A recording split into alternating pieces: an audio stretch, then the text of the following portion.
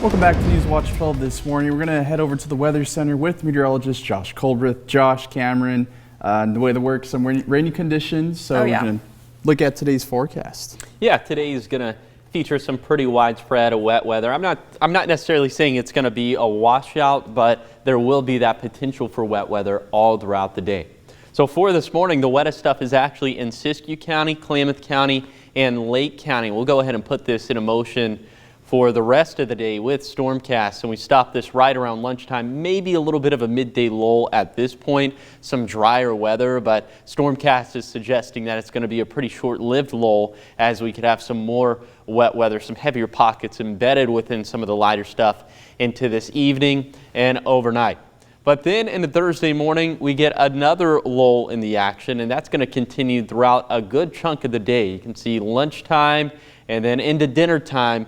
Here comes the next round. Probably just some light stuff along the coast at this point, but then it starts to spread inland, and this is going to become much more widespread into Friday morning, and this is really going to be the first wave of a couple significant waves in a Friday and Saturday.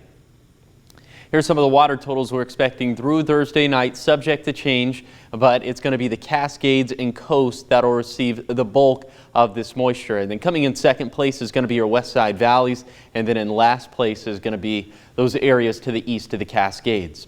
Snow levels are going to stay right around 6,000 feet for today, so snow is going to stay right around the level of the Crater Lake surface, but then snow levels will dip down to around 4,000 feet overnight, so places like Klamath Falls and Chiloquin and Modoc Point could see that switch over to snow, but then snow levels raising back up to around 5,000 feet for tomorrow afternoon. So the bulk of the snowfall is going to be above 6,000 feet.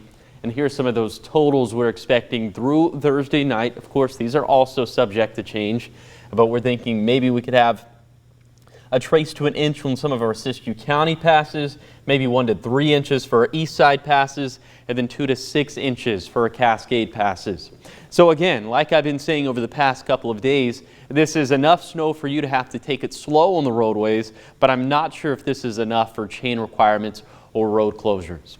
For today, it will be about 5 degrees above average for this time of the year. You know, pretty widespread rain and snow, and the winds will gust out of the south and west between 20 to 40 miles per hour, with some of the fastest wind gusts being in the Shasta Valley. And then for tonight, the winds will calm down just a little bit, but they'll still gust out of the south and west, upwards of 20 to 25 miles per hour for the coast and for the Cascades.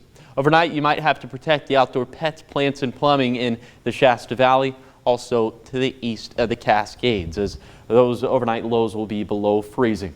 Will be much drier into Thursday, but here comes that next round of wet weather into Friday and Saturday, and we're going with medium impacts for this one, as snow levels are going to be way up there. That's going to pose the risk for some snow melt. Also, just the sheer water that we're going to get from the storm system to begin with is going to be a lot. And snow levels are going to be so up there because we'll be so mild for this time of the year. Here's the 7-day forecast for the coast. Rain and thunderstorms likely for today, Friday, and Saturday. For Siskiyou County, rain likely for today, much drier for Thursday, and it's going to be the exact same pattern for the Klamath Basin. And then for the mountains, maybe 2 to 6 inches on some of those Cascade passes through Thursday night. You'll have to take it slow. And then for the Rogue Valley, rain and thunderstorms likely for today, much drier for tomorrow.